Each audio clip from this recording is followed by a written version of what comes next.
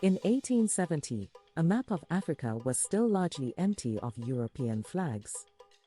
A few coastal trading posts and the vast but neglected Portuguese territories of Angola and Mozambique dotted the coastline, but the interior remained a blank space, its river systems, mountains and peoples, unknown to the cartographers of Europe.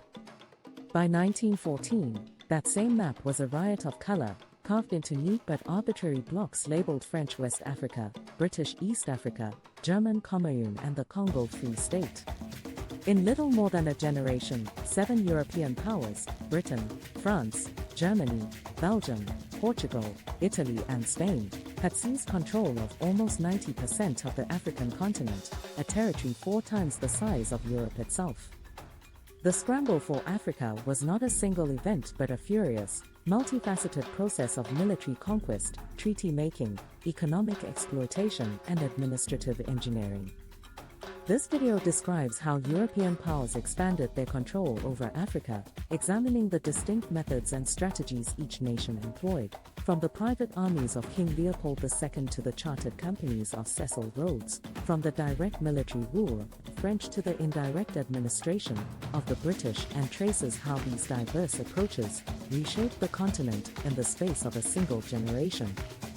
If you're enjoying this journey through history, please give the video a like and subscribe to our channel. Your support helps us bring more stories to life. The preconditions from coastal footholds to inland conquest before the scramble could begin in earnest, a series of technological and political shifts had to occur.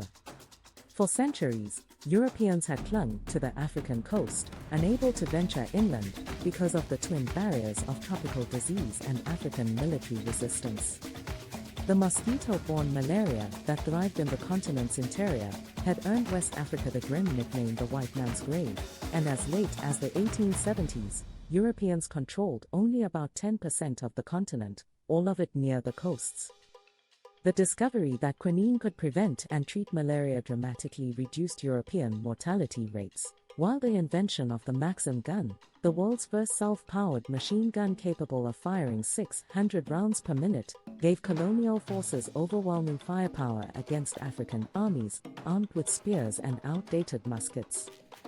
At the same time, the completion of the Suez Canal in 1869 transformed Egypt into the strategic gateway to India, Britain's most prized possession, and intensified European interest in controlling African territory that flanked this vital waterway.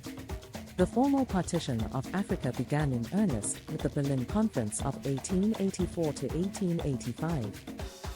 Convened by the German Chancellor Otto von Bismarck, the conference brought together representatives from 14 European nations to regulate the scramble and prevent the rivalries over African territory from escalating into war in Europe. The conference's most consequential decision was the principle of effective occupation. No European power could claim territory unless it established a functioning administration on the ground. This provision did not draw the final borders of colonial Africa. In fact, the only borders formally established at the conference were those of the Congo region, but it launched a frantic race. To secure a claim, a nation had to be physically present, administering the territory. The map could no longer be claimed from the boardrooms of Europe, it had to be conquered on the ground. Over the next 3 decades, the European powers plunged into the continent with a new ferocity, each nation developing its own distinctive methods of expansion. The British method, chartered companies, indirect rule and Cape to Cairo ambition. The British approach to colonial expansion in Africa was characteristically pragmatic and varied, adapting its methods to local conditions while pursuing a grand strategic vision. Britain's expansion was driven not primarily by government initiative but by chartered companies. Private enterprises granted royal authority to acquire territory, administer justice and raise armies. The most powerful of these was the British South Africa Company, founded by the imperialist magnate Cecil Rhodes, who had made a fortune in diamond and gold mining. Rhodes's ambition was audacious: to build a railway and telegraph line from Cape Town in the south to Cairo in the north, linking Britain's African possessions under a single British-controlled corridor. His company used a combination of treaties with local chiefs, military expeditions, and systematic land alienation to carve out the vast territories that became southern Rhodesia, modern Zimbabwe, and northern Rhodesia, modern Zambia. Further north, the Royal Niger Company, led by Frederick Lugard, employed similar methods to secure control over the oil-rich Niger Delta, using a combination of gunboat diplomacy and military force to subdue powerful African states such as the Sokoto Caliphate. In East Africa, the Imperial British East Africa Company sent caravans into the interior to survey the country, make treaties with native chiefs, and report on commercial possibilities. When these companies proved unable to manage the vast territories they had claimed, or when their brutality provoked widespread resistance, the British government stepped in, declared a protectorate, and established direct colonial administration. The pattern was consistent: private enterprise blazed the trail, and the Crown followed to consolidate. Once British control was established, the preferred administrative method was indirect rule. This system, most famously articulated by Frederick Lugard in Nigeria, sought to use existing tribal structures and traditions as conduits for British authority. English officials worked behind the scenes, exercising veto power and ultimate control, while local chiefs and native authorities administered justice, collected taxes, and maintained order in the name of the British Crown. Indirect rule was both a practical and an ideological choice. Practically, it allowed Britain to govern vast territories with a tiny number of European officials, the entire colonial service in Nigeria, a territory twice the size of France, numbered only a few hundred. Ideologically, it reflected a paternalistic belief that African societies were not ready for European-style institutions, and that preserving traditional authorities, even when those authorities had been invented or empowered by the British themselves, was the most effective path to stability. The French method, military conquest and direct assimilation. The French approach to colonial expansion in Africa could not have been more different. France's imperial project was driven primarily by the state itself, with the army as its cutting edge. The French presence in Africa dated to the invasion of Ottoman Algiers in 1830, but the main period of expansion came during the Scramble, with conquests in West and Equatorial Africa, and the establishment of protectorates in Tunisia and Morocco. Unlike the British, who relied on chartered companies and indirect rule, the French pursued a highly centralized, militarized form of expansion. French forces advanced methodically from their coastal bases, conquering one African kingdom after another through a combination of military campaigns, treaty-making, and the strategic use of African auxiliary troops. The conquest of the powerful kingdom of Dahomey, for example, was organized in 3 stages punctuated by military scientific expeditions, culminating in the defeat of the Fon army and the exile of its king, Béhanzin. Once conquered, French territories were governed under a system of direct rule.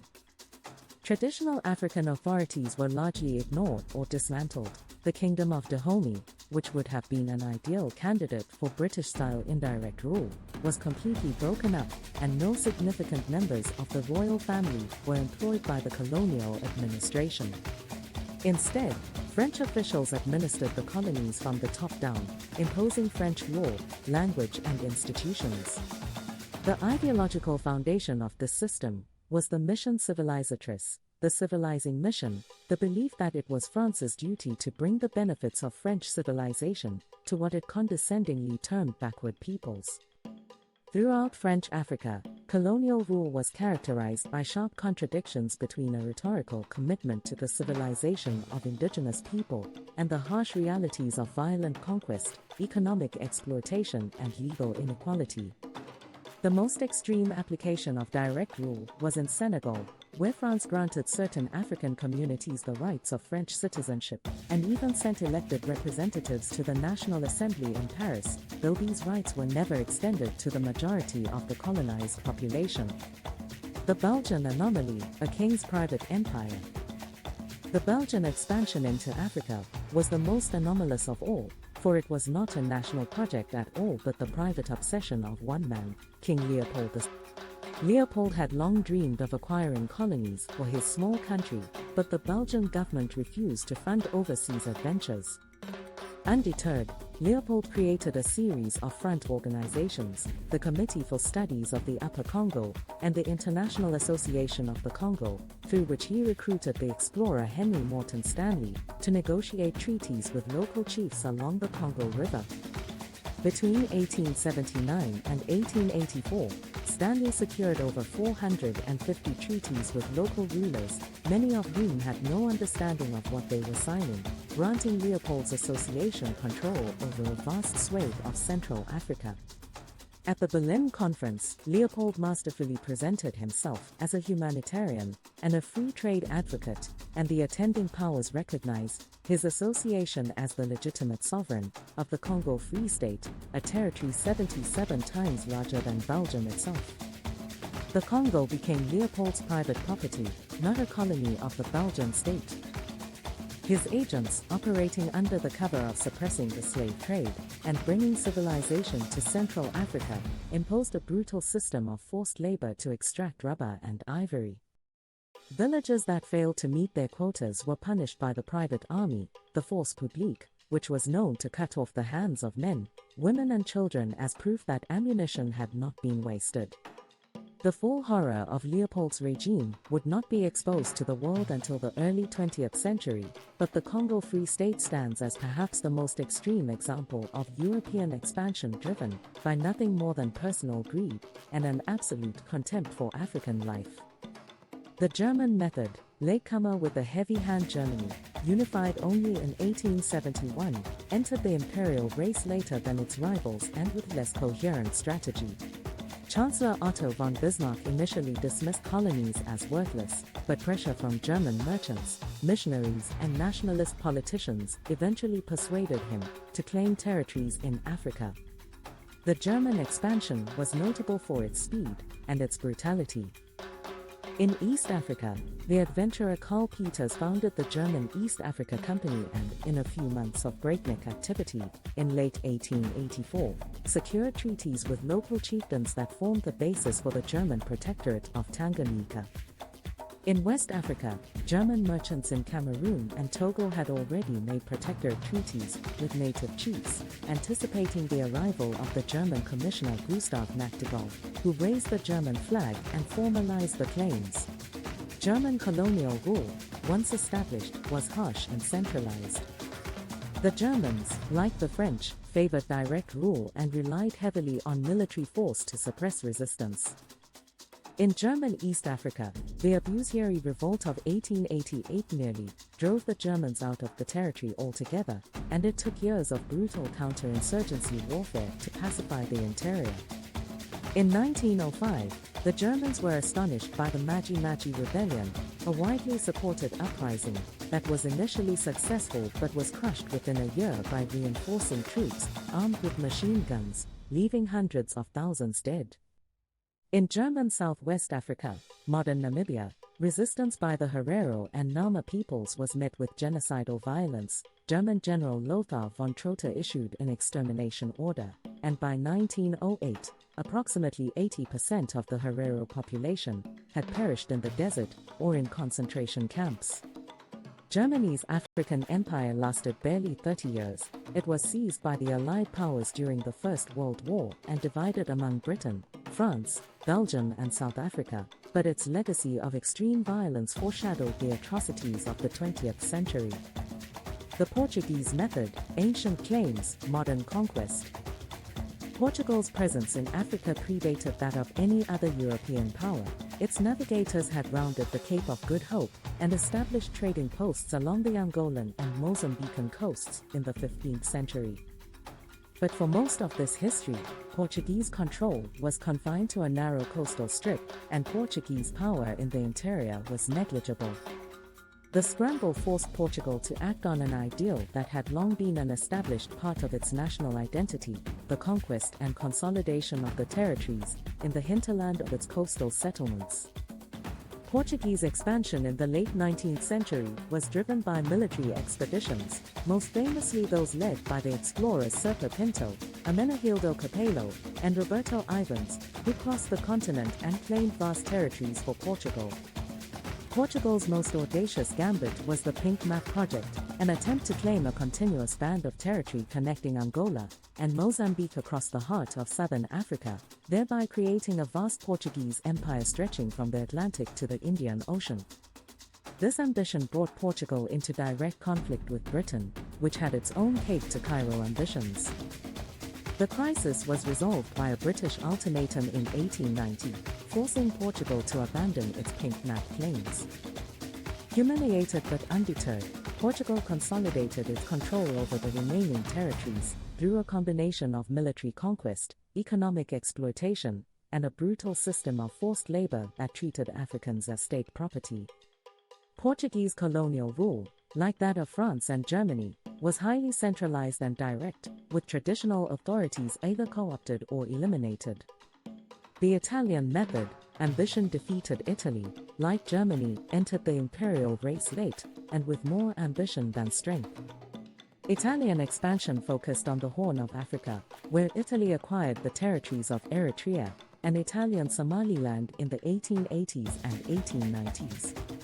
Italy's methods combined treaty-making, military conquest, and an overweening sense of national pride. In 1889, Italy signed the Treaty of Wakale with Emperor Menelik II of Ethiopia, which the Italians claimed established a protectorate over Ethiopia. Menelik, who had read the Italian version of the treaty, discovered that the Amharic version said no such thing. The resulting diplomatic crisis led to the First Italo-Ethiopian War, culminating in the Battle of Adwa in 1896, where Menelik's army inflicted a crushing defeat on the Italian forces. Adwa was one of the very few instances of successful armed African resistance to European colonialism in the 19th century, and it secured Ethiopia's independence, the only African nation, aside from Liberia, to escape the scramble. Italy's humiliation was so profound that it fueled a revanchist nationalism that would eventually lead to Mussolini's conquest of Ethiopia in 1935, but during the initial scramble, Italian expansion was effectively halted. The scramble's legacy, a continent reshaped. The methods of expansion varied from nation to nation: the private ambition of Leopold, the chartered companies of Britain, the military campaigns of France, the brutal direct rule of Germany, the ancient claims of Portugal, the humiliated ambitions of Italy, but the outcome was the same. By 1914, only Ethiopia and Liberia remained under African control. The rest of the continent had been divided among 7 European powers. The borders drawn by these powers, often with little regard for African political or ethnic realities, became the borders of independent Africa after decolonization. The arbitrary lines of the Berlin Conference and the scramble that followed carved cohesive ethnic groups into multiple states, forced hostile peoples to coexist within artificial boundaries, and left a legacy of conflict, underdevelopment, and political instability that persists to this day.